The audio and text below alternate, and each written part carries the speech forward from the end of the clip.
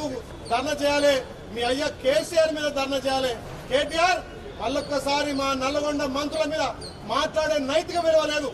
మీ అయ్య చాటును వచ్చి నువ్వు ఎమ్మెల్యేగా అయినావు, మీ అయ్య చాటు మీ అయ్య పేరు చెప్పుకొని మంత్రి అయినావు, ఇలా మామ పేరు చెప్పుకొని అల్లుడు మంత్రి అయిండు.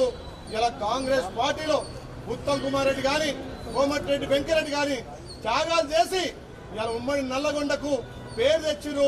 బంగారు కొండగా ఉదయ సముద్రాన్ని మొన్ననే ప్రారంభించుకున్నాం. ఇది చూసి ఓర్వలేక, రైతుల నుంచి వస్తున్నటువంటి ఆధారం చూసి ఓర్వలేక ఈ కచరా కేటీఆర్ మళ్ళీ కచరా వేషాలేసి రైతులను పక్కదో పట్టియడానికి మళ్ళొక్కసారి ముసలి కన్నీరు కాస్తున్నాడు.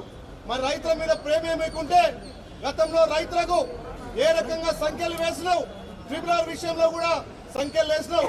ఇవాళ మా ప్రభుత్వం కేంద్రంతో చొరవతోటి ట్రిబ్యునల్ కూడా టెండర్లు పెట్టకాడికి వచ్చింది. రైతులకు మంచి ధర ఇచ్చి అక్కడ మార్కెట్ ధర ఇస్తుంటే దాన్ని చూసి ఓర్వలేక మళ్ళీ మాట్లాడుతుండు.